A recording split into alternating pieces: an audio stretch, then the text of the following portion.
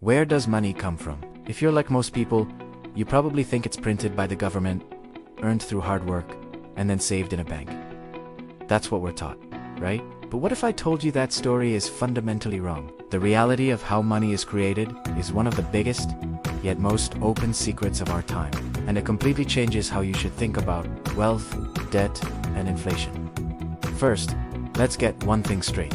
The physical cash in your wallet, that's only about 3% of all the money in the economy. The vast majority, over 97%, exists only as digital numbers in computer systems. So, if it's not being printed, where does all this digital money come from? The shocking answer is that most of it is created out of thin air by commercial banks. Yes, the same banks you use every day. Here's how it works. When you go to a bank to get a loan for a car, a house, or a business, the bank doesn't just take money from someone else's savings account and give it to you. That's a common myth. Instead, when the bank approves your loan, it simply types new numbers into your account. Poof! New money is created. At that exact moment, the bank simultaneously creates a loan, which is an asset for them, and a deposit, which is a liability for them. It's all done through simple accounting.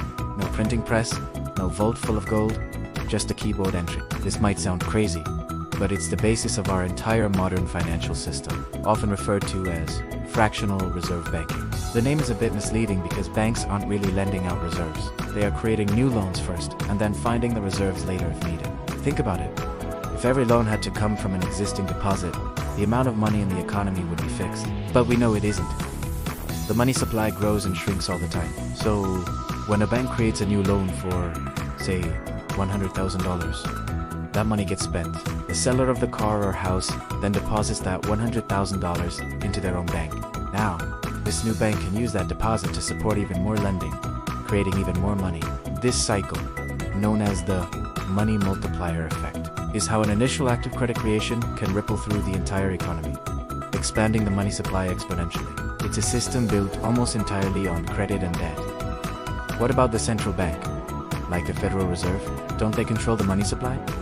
Well, not directly. The central bank doesn't create most of the money we use. Instead, it acts like a traffic controller for the banking system. It influences how much money commercial banks create by setting the main interest rate. When the central bank lowers interest rates, it becomes cheaper for people and businesses to borrow.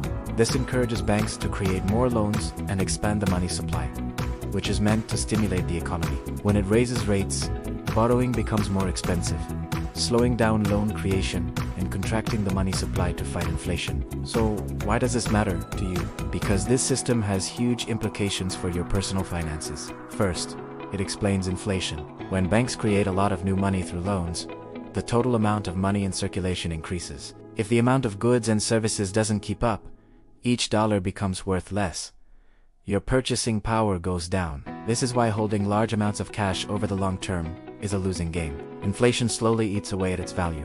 It also shows why debt is so central to our economy. The entire system is designed to run on credit. Growth is fueled by new loans, creating new money. This is why you constantly hear about debt ceilings and national debt. It's all part of the same mechanism. Understanding that money is essentially created from debt and trust, not just hard work, is a gift. It explains why asset prices, like stocks and real estate, tend to go up over time as they absorb the newly created money. It highlights the importance of not just saving money, but investing it to stay ahead of inflation. So, the next time you see a number in your bank account, remember it's not just a stored value. It's part of a dynamic, complex, and sometimes fragile system of credit and confidence that shapes our entire world.